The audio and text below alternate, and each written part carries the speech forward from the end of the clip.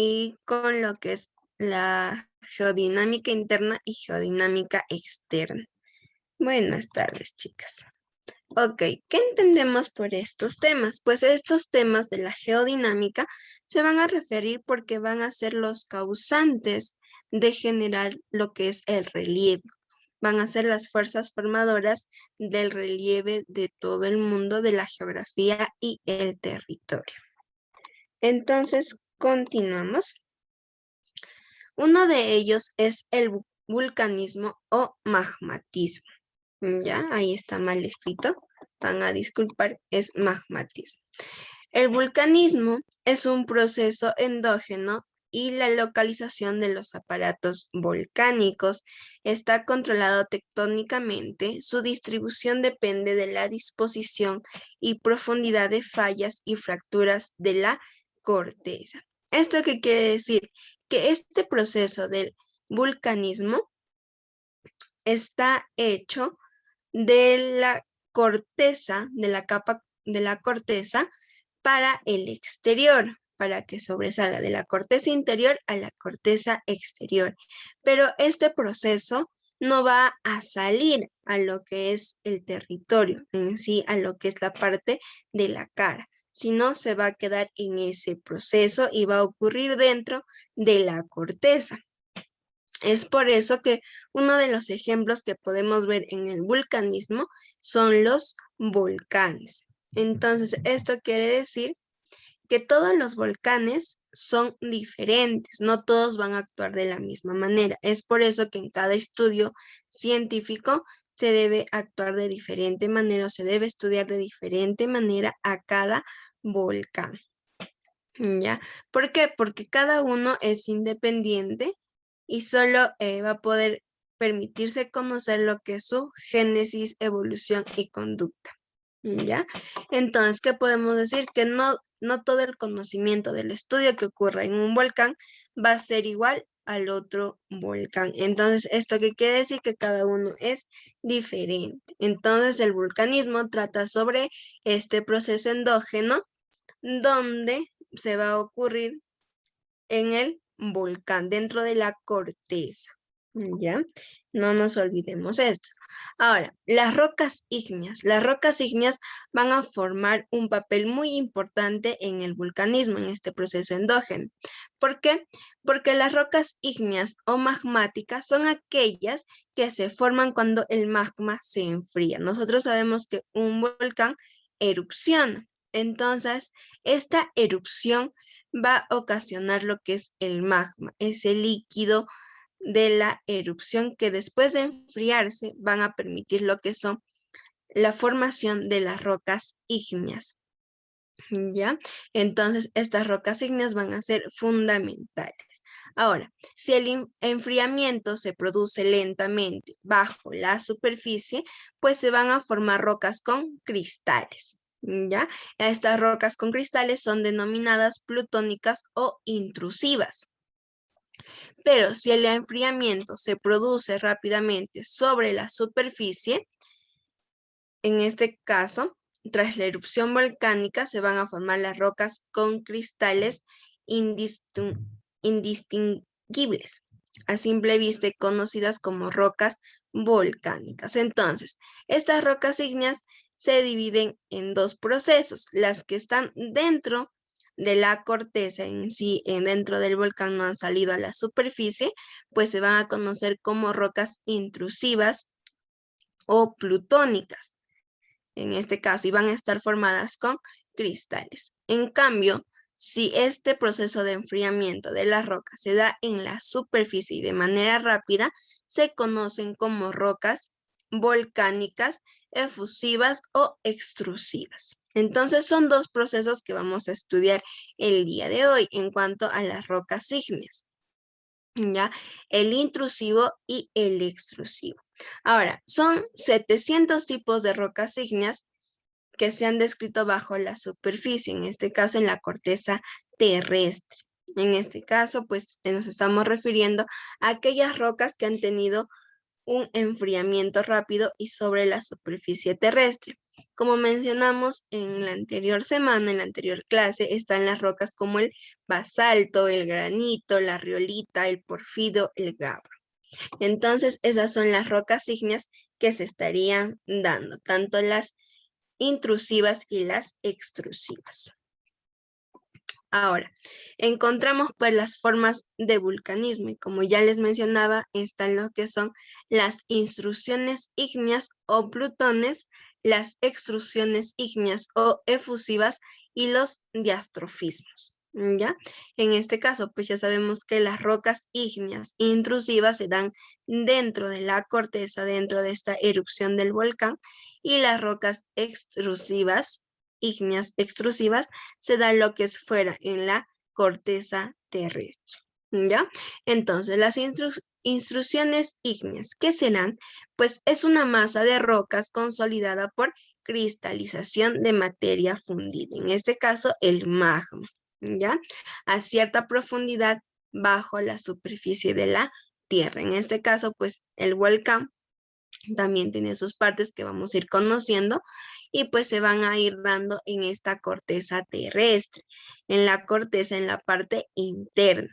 Ya eso se dan las formas de vulcanismo intrusivos dentro de la corteza interna. Ahora, ¿cuáles son los tipos de piedras que se genera a partir de este vulcanismo? Pues los batolitos, los diques, los sills, cuellos volánicos, los lacolitos, los lopolitos y los facolitos. En este caso, en este orden, los batolitos son las piedras más grandes y gruesas que se forman a partir de este proceso, mientras que los facolitos son rocas planas, delgadas, que se estarían formando a partir del vulcanismo. Ahora, las extrusiones ígneas o efusivas, pues son las que se forman en la superficie terrestre. La lava se enfría rápidamente a medida que emerge a la superficie. El tiempo de enfriamiento va a permitir que se paramen con los cristales grandes. Así las rocas ígneas extrusivas tienen cristales más pequeños que las rocas ígneas intrusivas. Y estas rocas que se forman son llamadas volcánicas, como ya los mencionaba. Ahora, ¿qué tipo vamos a aprender en estas extrusiones ígneas? Pues está la colada de lava, que es la roca volcánica producto de la erupción. Después están los volcanes, cuáles son las partes de un volcán, los materiales volcánicos que, que bota esta erupción, ¿no? Y los tipos de volcanes. Ahora, en el diastrofismo, pues el diastrofismo es un proceso geológico mediante el cual las rocas de la corteza terrestre se ven sometidas a desplazamientos, deformaciones, plegamientos y fracturas. Esto incluye lo que es la inmersión y sumersión de masas continentales, así como el hundimiento y levantamiento de amplias regiones, desplazamientos de la corteza terrestre o litosfera por las corrientes de convección del manto terrestre. Entonces, ¿qué estamos queriendo decir con este diastrofismo? Que este diastrofismo es un proceso geológico mediante el cual las rocas de la corteza terrestre se ven sometidas a un desplazamiento. Como podemos ver, hay diferentes movimientos que ocurren en nuestro espacio, en nuestro territorio. Estos movimientos, o si no, las corrientes de agua, van a producir este cambio o este movimiento de las rocas que se encuentran en la corteza terrestre.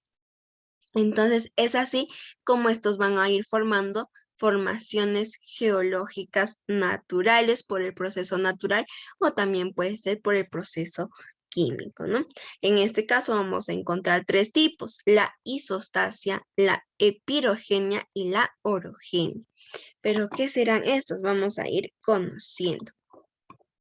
En las intrusiones, en este caso del vulcanismo de estas partes, pues allá vamos lo que son las piedras, la formación de las piedras que se da dentro de la corteza interna de la Tierra. Entonces estamos hablando de esta parte así como lo vemos en la imagen. Entonces, se está formando aquí en la corteza interna lo que son estas piedras o rocas ígneas intrusivas. En ellos, como ya les mencionaban, están los batolitos, que son los más grandes. De esta formación. Después le siguen lo que son los diques, que son cuerpos tabulares discordantes relativamente angostos, con trazas verticales, ¿no? Son paraditos. Entonces, vertical hablamos de una línea recta de arriba hacia abajo. ¿Ya? Entonces, estamos hablando de esa forma. Diques no son tan grandes, van bajando de tamaño, no son tan grandes como los batolitos.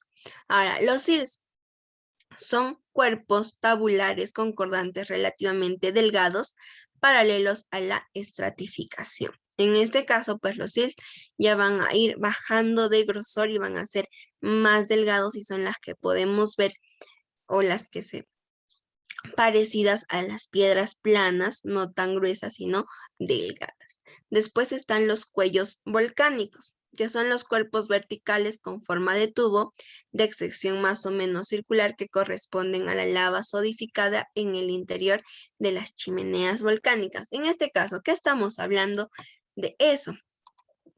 Pues que acá vemos lo que es un cuello volcánico, que es esta formación superior que conecta con la chimenea, que es este anaranjado que sube. Esto es la chimenea. Y esto, a ver, está pasando. Y esto de acá, esta formación de forma hundida, eso va a ser el cuello volcánico. ¿Ya? Ahora, los lacolitos. Pues los lacolitos son cuerpos concordantes con la base esencialmente plana y con forma de domo en su techo. En este caso, ¿qué estamos queriendo decir? Que su base es plana y que por la parte superior es levantada o ovalada, ¿no? Esos son los lacolitos. Los lopolitos son cuerpos concordantes con un techo relativamente plano y base convexa, como una cuchara. Ahí nos menciona cómo son los lopolitos, pues su base va a ser igual que un techo y en este caso, plano, y su base va a ser hundida, ¿no? Es así como vemos en la cuchara. Y después los facolitos, que les decían que eran las piedras más delgadas, las más planas. En este caso, pues el cuerpo es concordante de base y techo, ubicados en la charnela de anticlinales. En este caso, los facolitos son piedras más delgadas para no estar acordando de todos estos términos. Entonces, ¿cuáles son las piedras más grandes? Los batolitos, y las piedras más delgadas son los facolitos. ¿Ya? Acordémonos de eso. Pasamos. Ahora, en los extrusivos, como ya mirábamos en este proceso extrusivo de la vulcanización, pues encontramos las coladas de lava. ¿Qué son las coladas de lava? Son el producto más común en la Tierra. La lava es magma que durante su lento ascenso a través de la corteza terrestre alcanza a la superficie. Pues las lavas se cristalizan durante la erupción debido a los desequilibrios químicos inducidos en el magma a medida que se acerca a la superficie. Las coladas continúan solidificándose durante la erupción por la pérdida de calor hacia el suelo y la atmósfera. Pues esto que estamos queriendo decir, que una vez haya ocasionado o haya ocurrido lo que es la erupción de este volcán, pues el magma que sale va a ir chocando con la superficie. Todo este de aquí en esta imagen, lo que podemos ver, este negrito, pues ya se está solidificando este magma. Entonces, esos son las coladas de lava que se van a ir solidificando del magma que ha ocasionado la erupción de un volcán. Ahora, los volcanes, como ya sabemos, pues en este proceso de extrusivos se van a formar lo que son los volcanes. Pues los volcanes es un punto de la superficie terrestre por donde es expulsado al exterior ese material que proviene del interior de la Tierra. Entonces, ¿qué está pasando? El volcán va a ser una formación que va a expulsar lo que ocurre dentro de la Tierra, ¿no? Dentro de lo que proviene de la Tierra, como es el magma, gases, líquidos que se encuentran a elevadas temperaturas.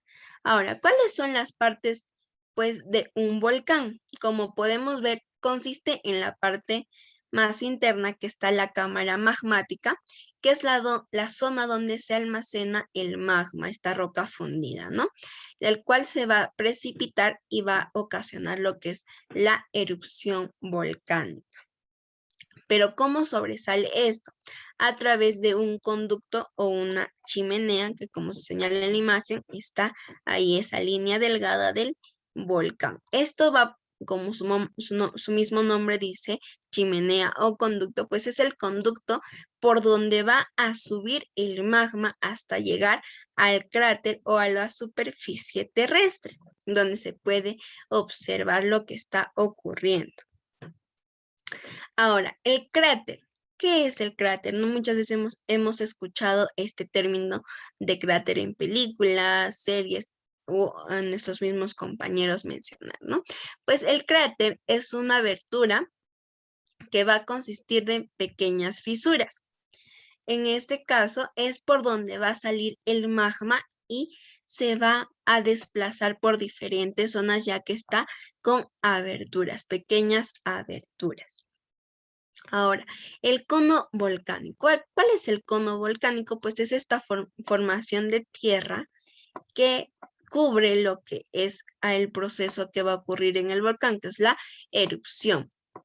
No, es por eso que dice que se forma con la acumulación de material volcánico expulsado durante las erupciones. Está formado por magma, por piedras, entre otros componentes. Entonces tenemos 4 partes del volcán. Uno que es la cámara magmática, donde está el magma y es donde se va a producir las precipitaciones para que fluya el magma y se ocasione la erupción del volcán. Después la chimenea o conducto, que como su mismo nombre dice, es el conducto por donde por donde va a salir el magma, y el cráter es donde se va a concentrar y se va a expandir por las diferentes fisuras que tiene este cráter. Y el cono volcánico, pues es la formación de este volcán a través de todas las erupciones que tiene un volcán. Ahora, ¿qué materiales bota el volcán cuando hace la erupción? Pues bota lo que es ceniza, bombas, bloques, lapilla. En este caso, pues la caída de piroclásticos. Después, otro material son los domos de lava, los flujos piroclásticos y las oleadas piroclásticas. Ahora, otras formas de vulcanismo que se pueden dar, pues uno de ellos son las aguas termales, que como sabemos son formaciones naturales de las cuales el agua proviene del suelo y es de una temperatura caliente, por decirlo así. Pero ¿por qué ocurre esto? Porque el magma se encuentra debajo de esta zona y pues genera que el agua que fluye de ella sea caliente. Y estas aguas termales muchas veces son usadas como medicinales, ¿no? Entonces estamos hablando de esta formación. A ver, me esperan un ratito, jóvenes.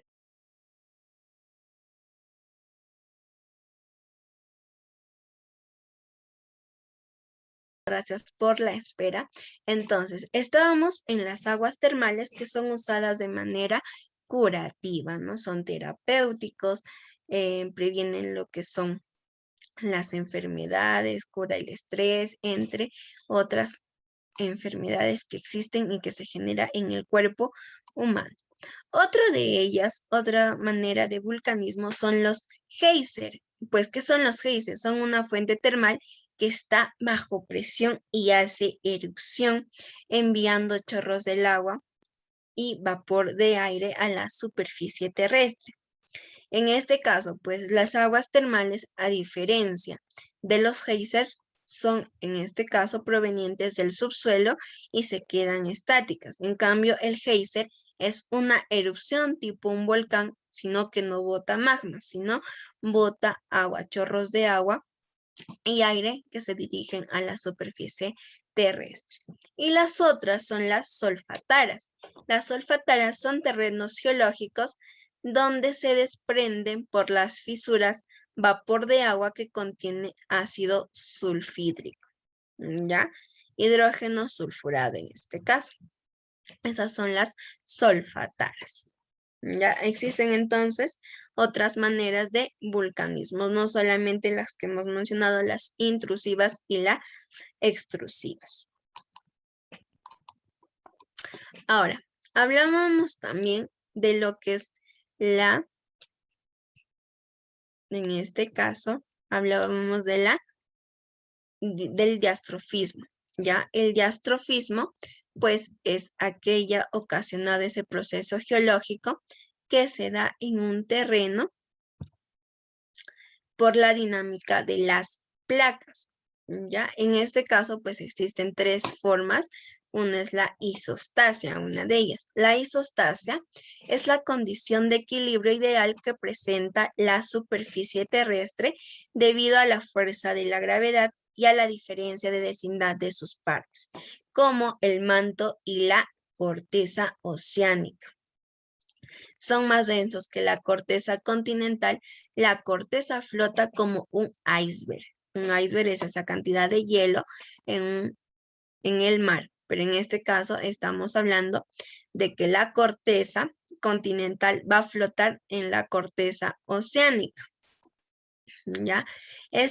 La corteza continental se va a desplegar o se pliega y se produce una acumulación de materiales en una región muy concreta. Entonces, gracias a la isostasia, va a vivir en armonía lo que es el manto y la corteza terrestre.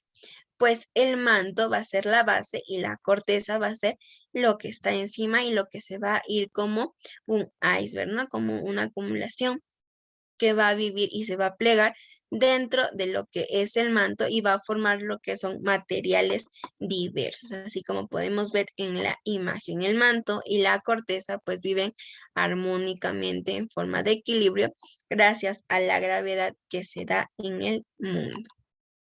Ahora, otro movimiento que se da es la epirogenia. ¿Y qué es la epirogenia? Es el levantamiento o hundimiento de masas de la Tierra continental o subcontinental como resultado de reajustes de nivel generalizados. Los movimientos epirogénicos presentan un carácter nivelador y no suelen producir más que basculamientos ligeros, abombamientos o pequeñas fallas en las rocas. En este caso, la epirogenia no se nota tanto como lo que podría ser la orogenia, porque en la epirogenia solamente se producen lo que son levantamientos o hundimientos, ¿ya? En ello encontramos movimientos. Uno de ellos es la deriva continental, como lo menciona, que fue desarrollada por Alfred Wegener, donde se decía que la Tierra era una roca gigante y esta roca gigante con el paso del tiempo pues se fue convirtiendo en los continentes, en formaciones de tierra. Es por eso que se dice que 200 millones de años atrás el periodo pérmico se formó un supercontinente único llamado Pangea. Ya, a ver, acá está esa formación, aquí está, ¿ve?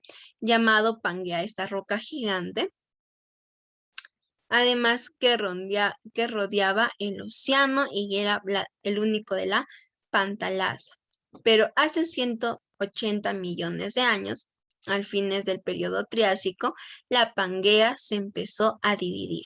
Entonces, ¿qué quiere decir? Que esta Pangea de esta roca grande se estaban formando lo que son los continentes.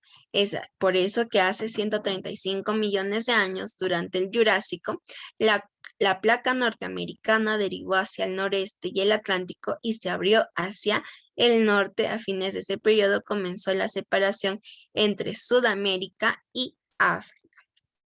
Ya hace 65 millones de años, en el Cretácico, la separación de América del Sur y África era lo suficientemente grande como para que el océano Atlántico creciera hacia el hemisferio sur. Entonces, ¿qué estamos hablando? Que esta teoría de lo que viene a ser esta separación de la deriva continental por el geofísico Alfred Wegener, pues nos dice que la roca gigante que estaba en el espacio era la Pangea, ¿no? Todos los continentes estaban unidos, pero con el paso de los tiempos se fue separando y haciendo una abertura entre América y África. Entonces es así como nos explican esta teoría con el avance de los tiempos. Ahora, vamos con lo que sería las tectónicas de placa o tectónica global. Pues estas tectónicas de placas fue desarrollada por Harris Hess. Es una plancha rígida de roca sólida que conforma la superficie de la Tierra, la litosfera, flotando sobre la roca ígnea y fundida que conforma el centro del planeta, la astenosfera. Entonces, estas placas son las que van a estar entre la litosfera y la astenosfera, esta línea central que se encuentra en la Tierra. Después vemos lo que son las zonas fronterizas de las placas. Es un ancho cinturón en que las fronteras no están bien definidas y el efecto de la interacción de las placas no es claro. Entonces, estas placas son las que se encuentran en un cinturón de forma esparcida en el mundo. Estas placas pues van a ser las que por el movimiento brusco que se da en la Tierra ocasionen los que son los movimientos telúricos o sismos, como los conocemos. Después están las fronteras divergentes. Estas fronteras divergentes es donde se genera nueva costra que rellena la brecha de las placas al separarse. En esto que queremos decir que estas fronteras divergentes se va a generar para que las placas se separen, o es cuando se genera cuando las placas se separan. ¿Ya? Una de la frontera divergente es la cordillera mesoatlántica. ¿Ya? Ella se va a extender del océano Ártico hacia el sur de África. Es la que va a separar en este caso, como mirábamos en el primer tema de lo que es la deriva continental. Ahora, después están lo que son las fronteras convergentes. Y estas fronteras convergentes, ¿qué son? Es donde la costra es destruida al hundirse una placa bajo la otra, la subducción o reducción. La más conocida se da la placa de Nazca, que está hundido bajo la placa sudamericana frente a las costas de Perú y Chile, ya dando a un origen a una de las zonas más telúricas o sísmicas del planeta. Entonces, nuestro país está dentro de las zonas más telúricas por esta frontera convergente o por la placa de Nazca. Ahora, ¿qué son las fronteras de transformación? Pues las fronteras de transformación es donde la costra ni se destruye ni se produce y las placas solo se deslizan horizontalmente entre sí. No existe lo que son estos choques o estos movimientos telúricos, ¿no? Una de ellas pues es el tipo de fronteras conocida como la falla de San Andrés en California, ¿ya? Entonces eso es la epirogenia, que es el levantamiento o hundimiento de masas de la Tierra continental. Ahora pasamos a la orogenia. La orogenia es una ciencia que va a estudiar el movimiento de las placas que subyacen a la superficie terrestre. Este movimiento podría describirse como el causante de la formación de las cadenas montañosas hacia millones de años, así también como en las otras formaciones del relieve, montañas, valles, mesetas, entre otros, y también como aquel que genera a modo constante y visible movimientos violentos del terreno que son conocidos como sismos. Entonces, ¿en qué se produce la orogenia? En los sismos, pues se produce en la orogenia, ¿no? Que va a ser estos movimientos que se van a dar y que van a formar los relieves y también las cadenas montañosas. Ahora, los plegamientos es lo que podemos ver aquí, que es como hacer el borde de una falda o de alguna ropa que se pongan, ¿no? Las chicas, chicos. Esos plegamientos son pliegues que se forman en el relieve en convergencia de placas plásticas. Entonces, ¿esto qué quiere decir? Es parecido a una plastilina que se puede formar, ¿no? Esos son los pliegues. Y ahora, los fallamientos. Los fallamientos son desniveles producidos por una brusca ruptura de relieve por placas duras. En este caso, pues podemos ver estos hundimientos de aquí que se dan y esos son los fallamientos. Entonces, ¿qué quiere decir? Los pliegues son los que sobresalen formando los relieves, como los valles, entre otros, y pues los fallamientos son las hundiciones bruscas que se dan en el territorio. Ahora, pasamos al otro. Ahora, como les decía, en la orogenia se dan lo que son los sismos o seísmos, que son movimientos vibratorios resultado de la liberación de energía del rozamiento de placas. Presentan dos puntos. El hipocentro es el punto interior donde se va a originar el sismo y el epicentro es la parte exterior de la superficie donde se va a ver la zona más dañada. El hipocentro es dentro de la Tierra donde se da el movimiento telúrico y el epicentro son las zonas donde alcanza y se ve las zonas dañadas, ¿no? Por ejemplo, dicen, el epicentro fue en Lima. Entonces ya estamos conociendo que el hipocentro también fue en ese lugar y el epicentro alcanzó muchos más lugares, pero se originó en Lima. Ahora, ¿cuáles son las escalas de medición? Pues tenemos dos escalas. Uno que va a ser por la intensidad, que va a ser la escala de Mercalli, que son los daños o efectos ocasionados por el sismo. Y el otro es según a la magnitud, que es la escala de Richter. Entonces es la escala de Richter que más conocemos, ¿no? Y es la cantidad de energía liberada por el sismo. Entonces nosotros decimos, el sismo que ocasionó en Lima es de 6.5 en la escala de Richter. Es por eso que se da en la magnitud, pero si daríamos en la escala de Mercalli, pues sería según a la intensidad y qué efectos o daños ocasionó este sismo. Los terremotos, pues se produce cada vez que se parten y deslizan las rocas que forman la capa sólida o exterior de la Tierra.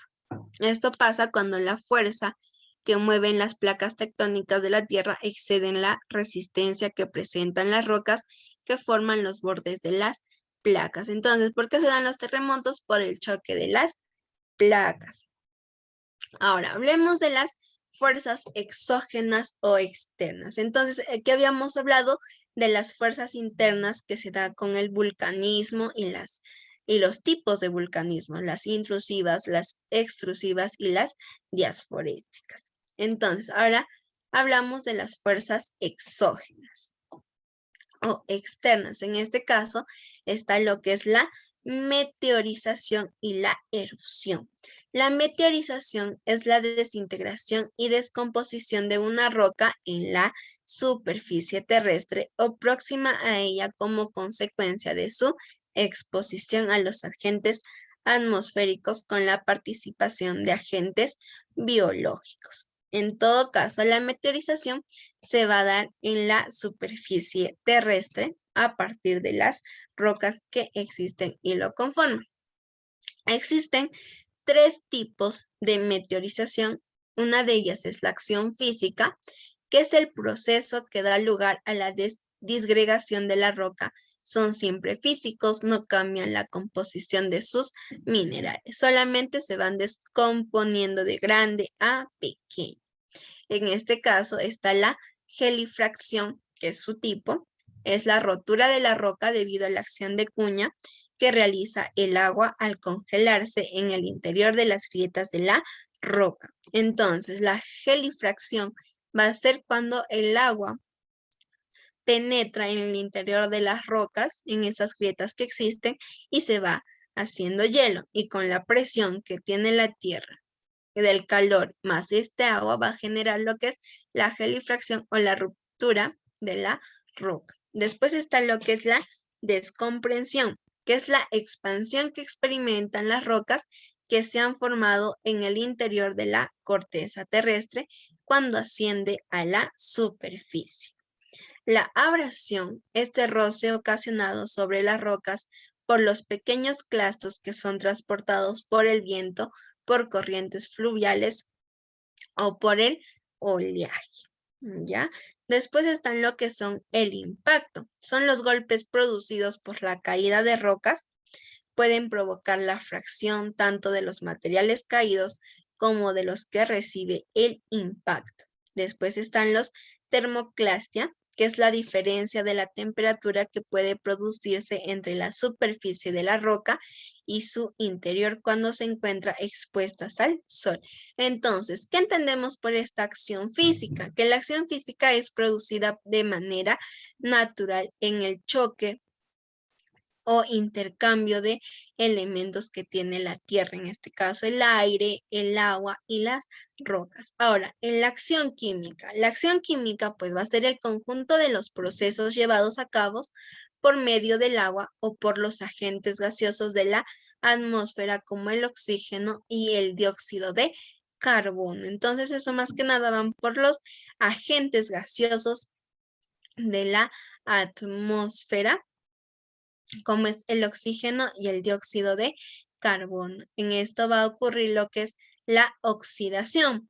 La oxidación es cuando algunos minerales como sulfuros reaccionan al oxígeno atmosférico y forman óxidos o hidróxidos de hierro, cobre, aluminio y zinc. En la oxidación podemos ver incluso en los materiales que nosotros tenemos. El aluminio con contacto con el aire, el sol y el agua se va a ir tornando un color medio anaranjado y es el color de la oxidación. Después está la carbonatación. En esta carbonatación, la adición de un grupo de carbonatos a la molécula de un mineral por el contacto de agua que lleva el CO2 en disolución. Entonces, en la carbonatación, pues ya va a ser cuando los minerales van a entrar en contacto con el agua y van a ocasionar lo que es una disolución. Ahora, la disolución se produce sobre los minerales solubles, halita, silvina, carnalita y yeso. Es por eso que el yeso muchas veces sirve para lo que es la solidificación de una casa, la construcción de una casa, ¿no? ¿Por qué? Porque va a permitir que pueda unir el material noble con la tierra. Después está la hidrólisis. ¿Qué es la hidrólisis? Es la rotura de la estructura cristalina de un mineral por la acción de los iones hidrógenos o hidroxilo. Entonces, esta acción química lleva más por los elementos de cada elemento natural.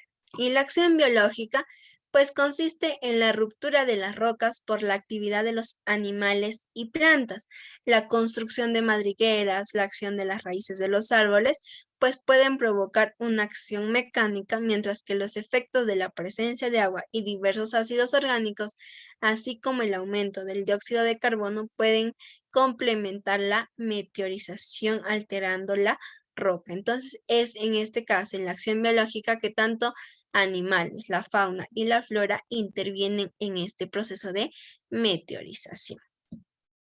¿Ya? Ahora, vamos a lo que es la erosión. ¿Qué es la erosión? La erosión se puede definir como el proceso o conjunto de procesos externos físicos o químicos que en la superficie del suelo o a escasa profundidad eliminan parcial o totalmente los materiales existentes, cuyo efecto es una reducción de las formas del relieve. En este caso, los agentes de la erosión es el agua, el mar, el viento, los glaciares, y deben incluir también los movimientos de masa y los seres vivos, entre ellos el hombre. En este caso, pues, es cuando la tierra ya no va a permitir ser fértil y va a ocasionar lo que es pérdida de biodiversidad ecológica. Es por eso que en estos tipos de suelo o en este proceso ya no va a permitir lo que es que la tierra se pueda cultivar. ¿Y a qué se debe esto? A los diferentes agentes. Ahora, ¿cuáles son los tipos de erosión? Está la erosión eólica, que es producida por el viento y se desplaza de zona de alta presión a otras de baja presión. La erosión hídrica está provocada por el agua de lluvia, en este caso erosión pluvial, y los flujos de agua, la erosión fluvial, que van a transportar partículas de roca desgastadas y las depositan a menor altitud donde debería haber vida, ¿no? Así como va a estar también el movimiento de las olas, que es la erosión marina o de oleaje, que cuenta con una energía cinética que transporta partículas de arena a otros lugares. Después está la erosión antrópica. Es la generada por los seres humanos y sus actividades. Después está la erosión glacial. Viene causada por el desplazamiento a favor de los pendientes de bloques de hielo glacial. Con el tiempo van erosionando la superficie rocosa subyacente por la fuerza de la gravedad que origina el movimiento del agua y las partículas. Y después está la erosión de los suelos, que es la pérdida de la calidad del suelo y puede venir por dos tipos, ¿ya? La erosión en este caso antrópica, hídrica o eólica. Entonces estaríamos terminando la explicación para resolver nuestra práctica, al menos que haya una pregunta. A ver, ¿alguna pregunta?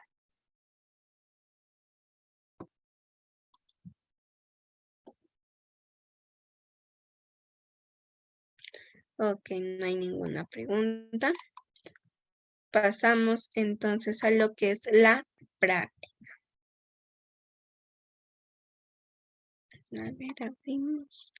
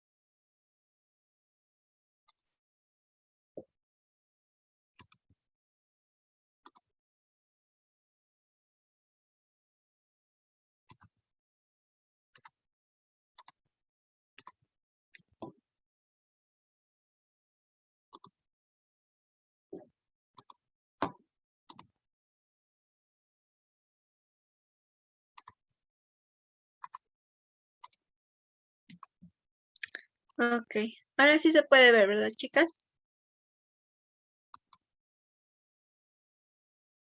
¿Se observa?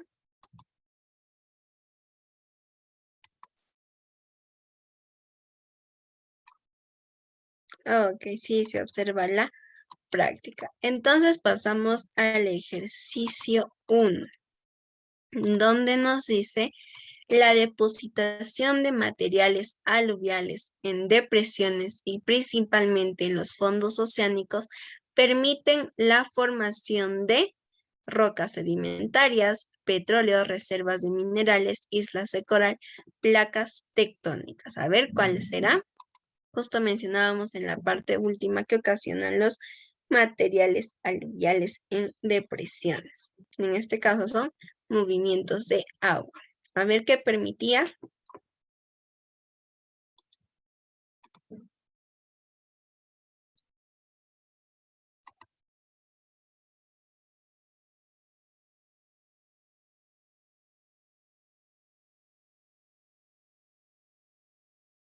Nadie. A ver qué permitía.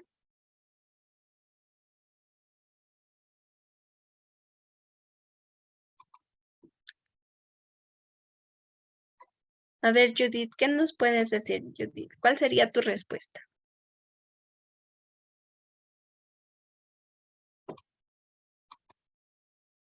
Judith.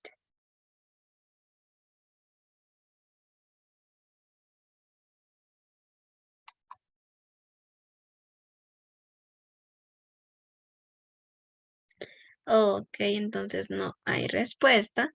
Permitirían lo que son las formaciones de islas de coral. En este caso, las islas están formadas pues por partes de tierra, ¿no? Entonces, eso permitiría lo que es las depositaciones de materiales aluviales. Ahora, es una expresión de la geodinámica externa. En todo caso, no está en la parte interna, no está ocurriendo en la parte interna. Sería el volcán Vesubio, las fuentes termales de Monterrey, los geysers del Parque Nacional de Yellowstone, el cañón de Cotahuasi o la placa de Nazca.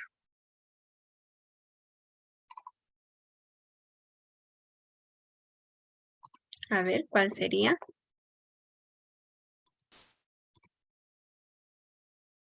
Chicas, ya no están participando. Los geysers del Parque Nacional de Yellowstone. Los geysers eran formaciones internas, otra parte del vulcanismo. En este caso sería el cañón del Cotahuasi, ya que va a ser una formación de relieve. Entonces, esa es una expresión de geodinámica externa.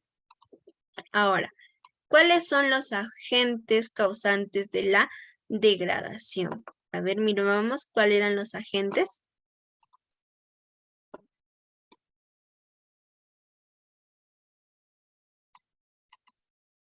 ¿Cuáles eran los agentes de la degradación?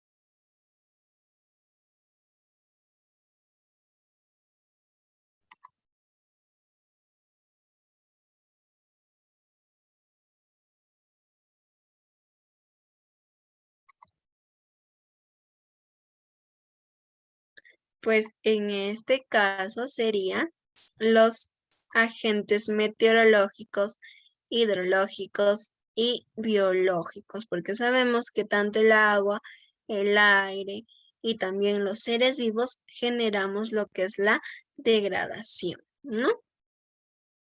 A ver, pasamos a la pregunta 4. Por producirse en el contacto de la superficie terrestre con la atmósfera, las fuerzas exógenas son llamadas,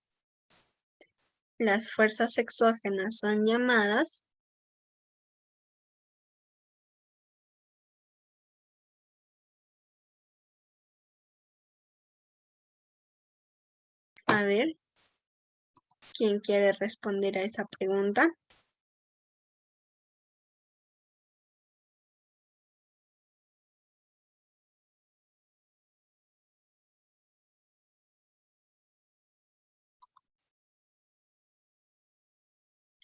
A ver,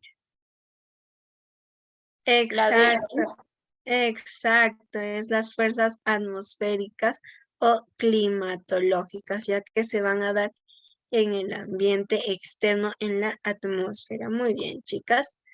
Ahora, nos dice en la pregunta 5, el accionar de las fuerzas externas sobre el relieve tectónico se manifiesta con...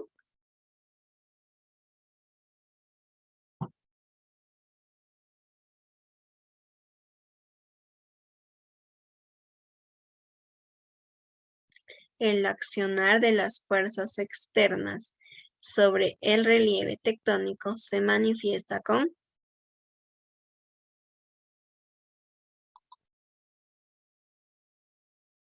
¿Con cuál será?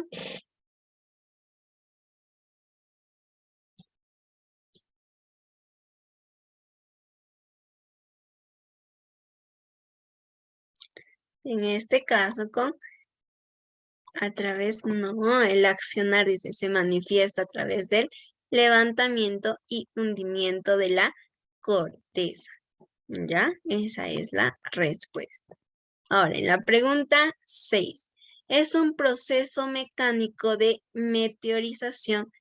No corresponde. La variada temperatura dilata y contrae la roca. implica una destrucción física en sí, en el espacio. In situ significa en el mismo lugar, en el mismo espacio. Se fragmentan las rocas en forma de lascas. El agua altera los compuestos rocosos. Desintegración en bloques por las diaclasas. En un proceso mecánico de meteorización no corresponde entonces el...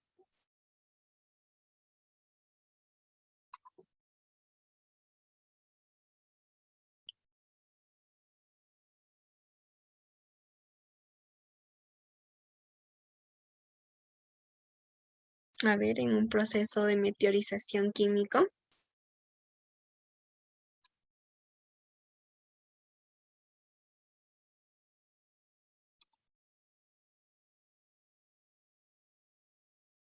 Nos dice milagros de desintegración en bloques por diaclasas.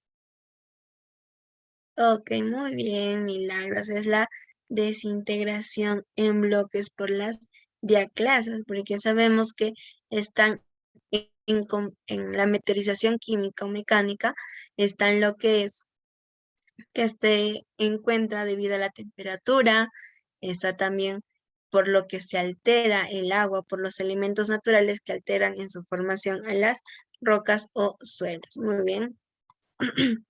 Vamos con la pregunta 7. Los huaicos o derrumbes de terreno por acción de las lluvias constituyen a desprendimientos, derrubios, óxido, arrollada o suelo. La B, Miss. Derrubios. A ver, otra respuesta.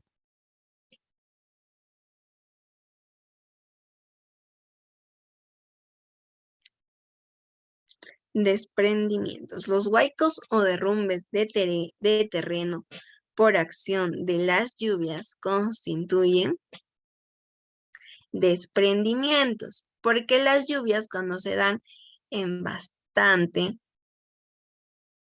cantidad en este caso, pues o con mayor intensidad, va a ocasionar en el terreno, en la tierra, que se desprenda.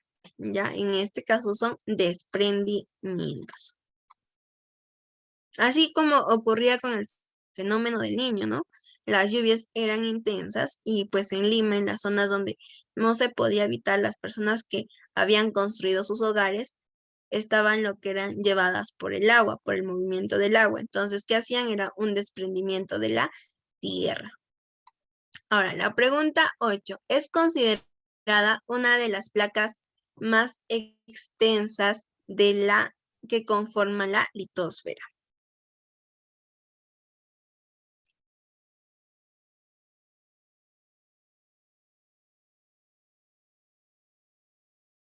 ¿Cuál es la placa más extensa?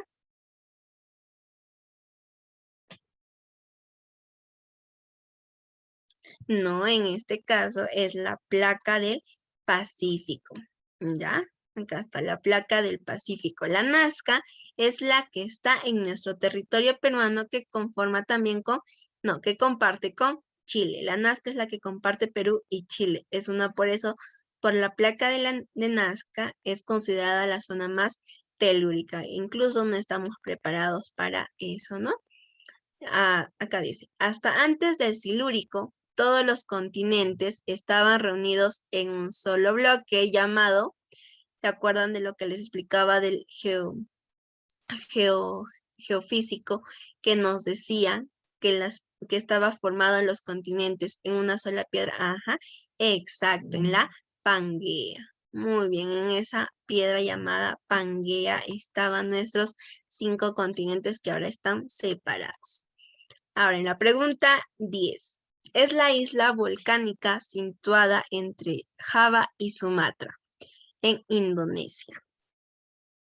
A ver, isla volcánica situada entre Java y Sumatra.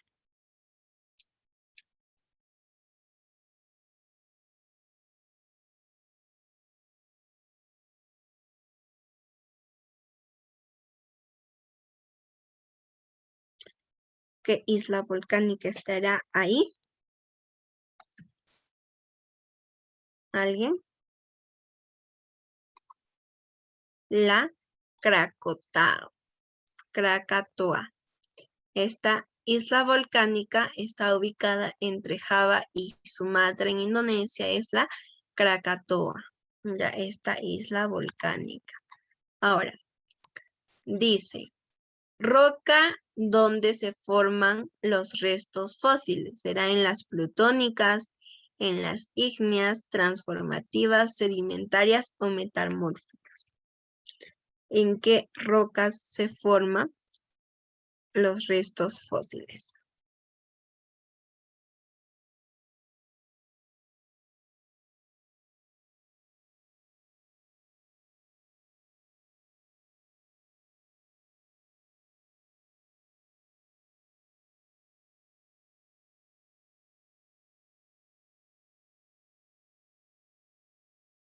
A ver, ¿alguien? ¿En qué roca será? La B, muy bien. En las sedimentarias, muy bien. Milagros. En las rocas donde se forman, pues son en las sedimentarias. Pasamos a la pregunta número 12. Podemos afirmar que no es un proceso de meteorización química. La oxidación, la erosión, la lixiviación, la hidrólisis o la carbonatización. No, carbonatación. A ver, ¿cuál es un proceso de meteorización química? Lo hablábamos. La E. La lixiviación. Ya, a ver, ¿qué procesos de meteorización se daba en la química? ¿Alguien se recuerda? Oxidación. Ya, muy bien, entonces la oxidación no sería. ¿Se da lo que es la hidrólisis?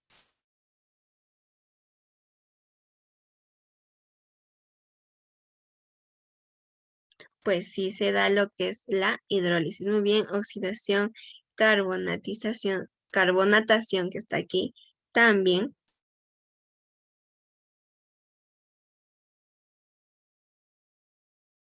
Ujú. La disolución.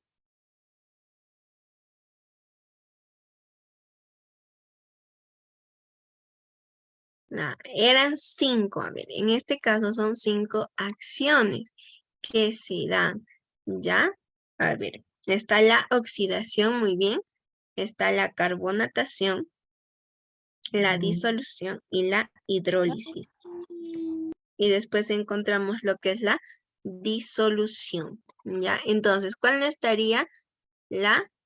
Erosión. Ajá, exacto, la erupción, porque la erosión es lo que se da como proceso externo de esta formación de los relieves, ¿ya? A veces con esos términos nos engañan y nos hacen pensar, ¿no? En los exámenes de admisión. Ahora, nos dice la pregunta 13, desintegración de la roca in situ. In situ ya les decía que se da en el mismo espacio, en un lugar. ¿Cómo se llama? Erosión. A ver, en lo que son los procesos de meteorización son 5, ¿ya? A ver, lo que yo les mencioné era la oxidación, la carbonatación, la disolución y la hidrólisis. Y ahí faltaría lo que es ahí faltaría la disolución. Ya faltaría mencionar la disolución. Entonces, en total son 5 procesos de meteorización química.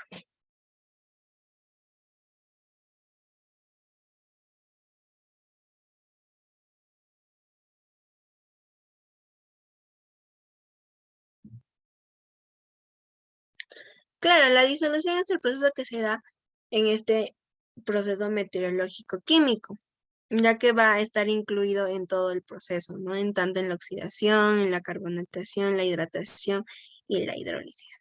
Se podrían considerar 4, pero si te preguntan, por ejemplo, ¿cuántos procesos de acción química y en la alternativa hay 4 o 5? Pues tú les pones 5. ¿Por qué? Porque está la oxidación, la disolución, la carbonatación, la hidratación y la hidrólisis, porque a pesar de estar incluido en todo el proceso la disolución, pues también está considerado como un proceso de meteorización química.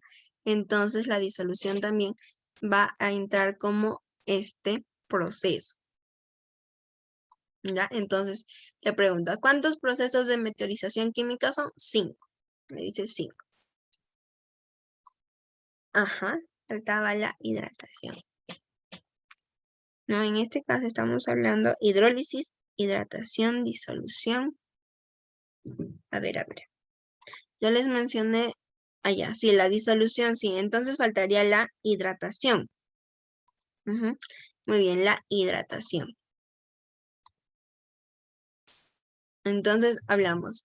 ¿Cuáles son los procesos de meteorización química? Son 5. La oxidación, la hidrólisis, la carbonatación, la hidratación y la hidrólisis. Ah, no, acá he mencionado otra vez. Y la disolución. ¿Ya?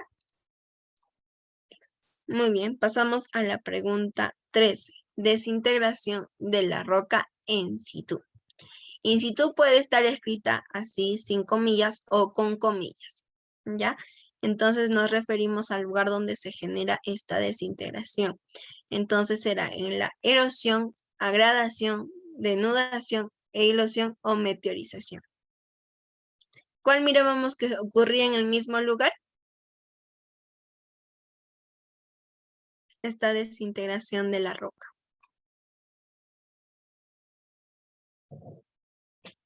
Agradación. En este caso vendría a ser en la erosión. La erosión es la que se ocasiona por los diferentes agentes y va a seguir en el mismo lugar. ¿Ya? No nos olvidemos de eso. Después está la erosión kárstica. Tiene como agente, a ver, la erosión kárstica tiene como agente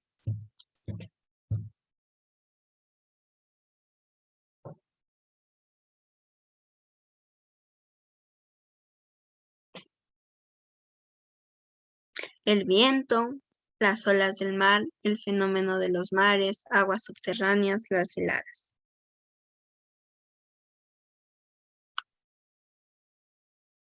No, las heladas no son.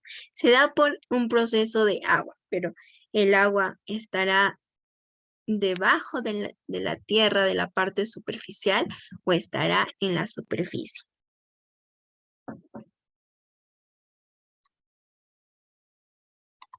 En este caso se da por las aguas subterráneas. Ajá, exacto, se da por las aguas subterráneas. La erosión kárstica, pues tiene como agente las aguas subterráneas.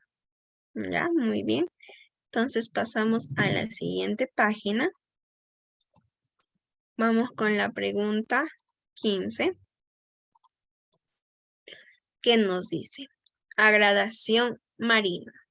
La gradación marina será el acantilado, las morrenas, drumlins, playas, puente.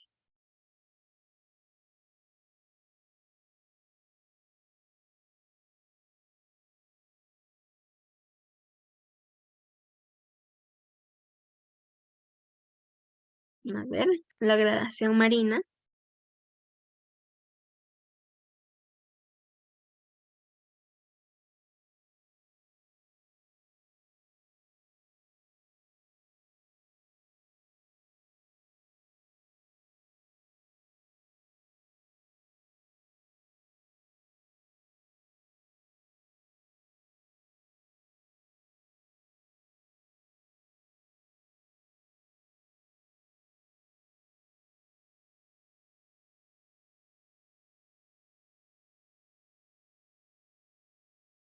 A ver, ¿cuál será? Es lo que ustedes tienen ahí cerquita en Lima. Son las playas, esa es la gradación marina, que son las formaciones gracias a las playas. O en este caso, son gracias a cuando el río va a depositar sus aguas, ¿ya? ¿Y dónde deposita? En el océano, pero en este caso va a formar lo que son una gradación marina, las playas, ¿ya? Pasamos a la pregunta 16. El hombre y la biomasa constituyen agentes del modelado de tipo litoral, natural, antrópica, geográfico, biótico.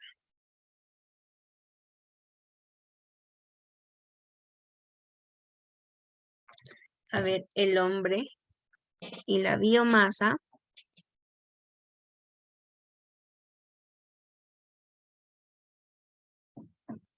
biótico. Muy bien, porque estamos hablando de vida. Si habláramos solamente de lo que es el hombre en antrópico, sería pues antrópica, ¿no? El hombre solamente. Pero como está incluido la biomasa, estamos hablando de lo que es biótico. Pasamos a la pregunta 17. Los movimientos sísmicos de mayor violencia son los totales, volcánicos, profundos, parciales, tectónicos. A ver, los movimientos sísmicos.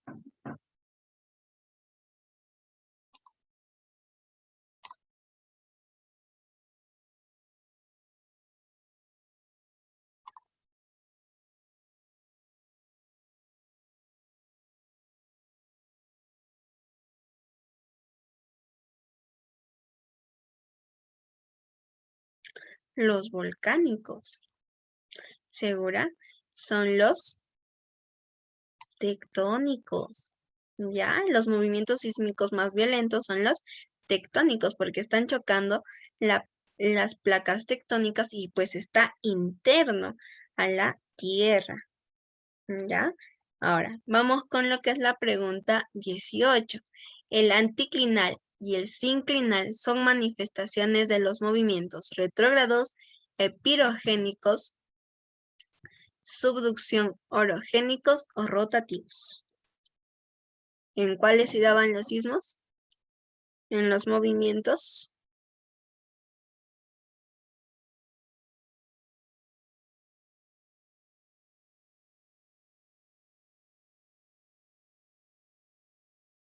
En los movimientos orogénicos. ¿Ya? Aquí es donde se da el anticlinal y el sinclinal. Pasamos a la pregunta 19. El objetivo de la geodinámica externa es desintegrar las grandes rocas, degradación de los grandes relieves, construir el relieve de la corteza, transformar la ubicación lítica, el desgaste total de la corteza. A ver, ¿qué quiere la geodinámica externa? ¿Quiere destruir o quiere construir?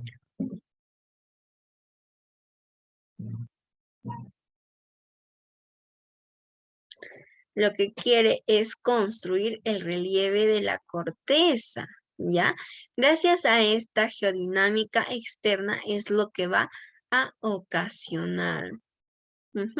La C. Muy bien. Ahora, la pregunta 20. El objetivo de la degradación es desintegrar las grandes rocas, descomponer los grandes relieves, construir la corteza, transformar la ubicación lítica o el desgaste de la corteza. Degradación nos quiere decir destrucción, ¿no? Porque está en este caso deteriorando.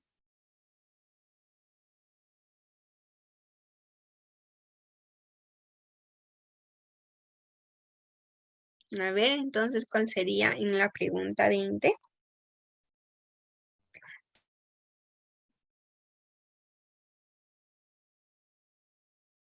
La degradación, ¿qué es lo que va a querer? Es desintegrar las grandes rocas.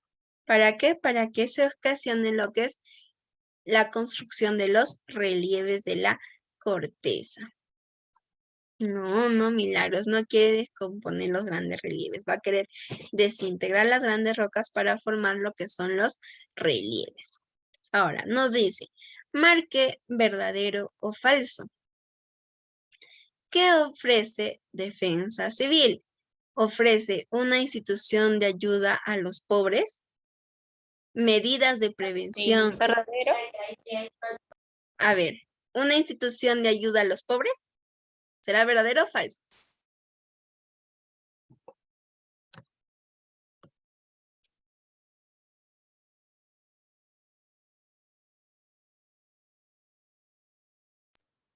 Creo que no, falso, Miss. El defensa civil creo. A ver, hija, dinos cuál es tu opinión. Tania, a ver, Tania, ¿qué nos decías? Bueno, Miss, creo que es falso. ¿Ya? ¿Por qué crees que es falso esa oración o esa preposición, por decirlo así? Estoy en dudas, pero bueno, yo creo que la institución puede que ayude a los pobres y también, pero estoy en duda. Ya, ok. ¿De qué es una institución defensa civil? Pues sí es una institución. Ahora, ¿que ofrece ayuda a los pobres? Pues no lo es. En este caso, ¿de qué se encarga defensa civil? De lo que es la prevención, el alerta, qué medidas se debe tomar la población cuando ocurran desastres naturales, en este caso terremotos, ¿no? Es por eso que defensa civil te dice, debes tener lo que es tu mochila de emergencias en caso de que ocurra un desastre natural. Entonces, la primera preposición sería falso. Una institución de ayuda a los pobres no lo es. Ahora, que te da medidas de prevención, reducción y atención de desastres, pues sí, es un sistema nacional de defensa. ¿Será verdadero o falso? A ver. Falso, muy bien. De ahí, tarea de todos y del Estado, pues sí es una tarea de todos y del Estado y es una ayuda, brinda lo que es ayuda económica.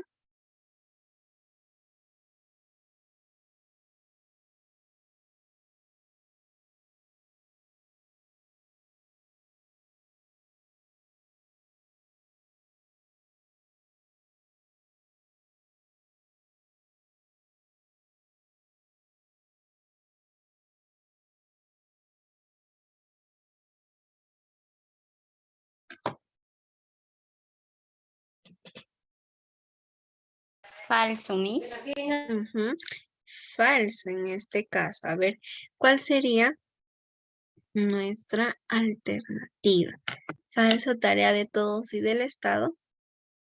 Pues eso es lo que nos dicen, tarea de todos y del Estado, pues es cuando nos dicen en su propaganda, ¿no? Pero sabemos que es de cada persona. Entonces estaríamos hablando, la primera es falso, segunda verdadero, la última falso, la antepenúltima falso.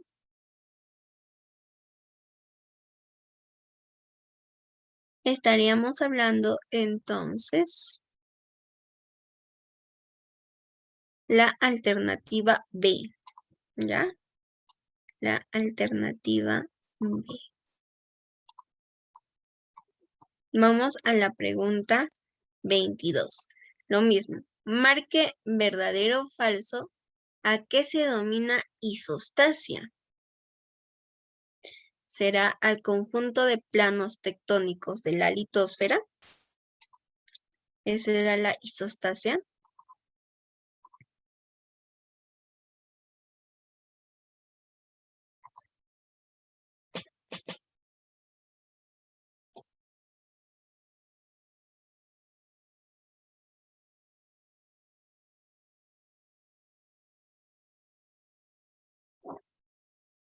A ver, nos acordamos de la isostasia.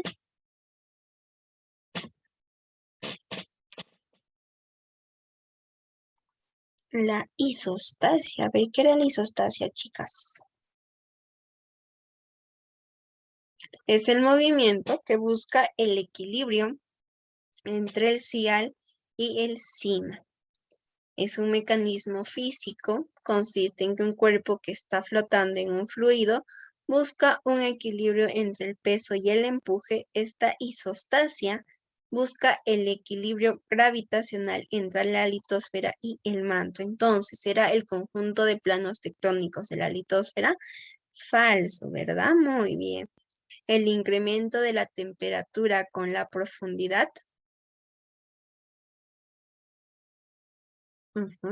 Falso. Al principio de equilibrio entre el sillal y el cima, eso sí es verdadero. A la salida del magma desde la astenosfera, falso, ¿verdad? Porque ¿qué es lo que busca? El principio del equilibrio. Entonces, nuestra respuesta sería la alternativa E. ¿Ya? Muy bien. Ahora vamos a la pregunta 23. Marque verdadero o falso. Son agentes principales de las fuerzas externas. ¿Cuáles son? Temperatura producida por el sol, el agua en sus 3 estados, corrientes de convección, movimiento de la atmósfera, acción antrópica de la biomasa. A ver, ¿qué alternativa es? ¿Temperatura producida por el sol? ¿Será verdadero o falso?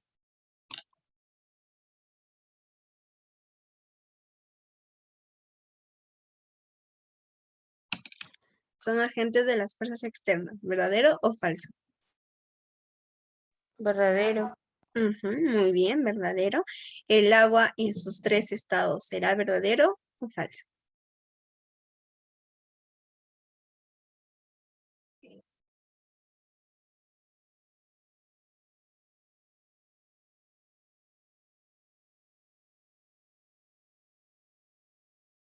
¿La acción antrópica y de la biomasa también son agentes?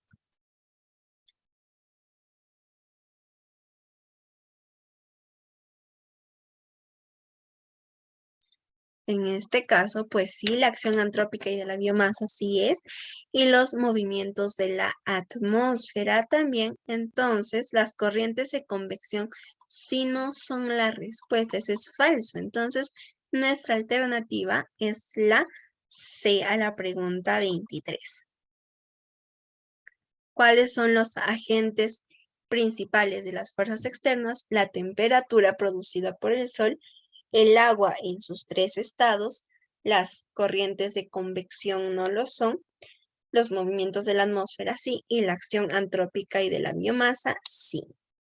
Ahora la pregunta 24. Marca verdadero o falso. ¿Cuáles son los procesos de erosión? ¿Cuáles son los procesos de agradación? No, de erosión. Agradación, gradiente, transporte, pendiente, degradación.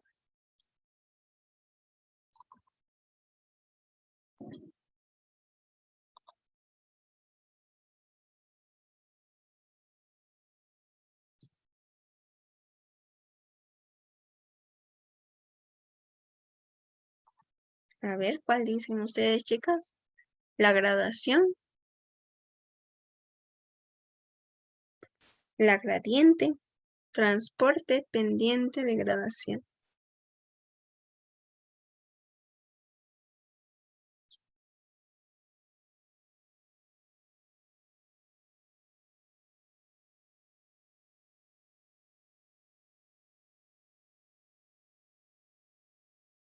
A ver, entonces nos estaría faltando la pregunta 24 y 25, ¿ya, chicas?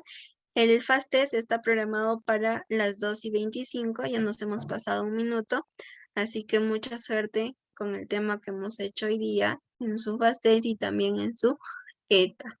¿Qué tema hemos hecho? Pues lo que es la geodinámica interna y externa de la Tierra y de la superficie terrestre, en este caso que ocurre en la corteza y el manto.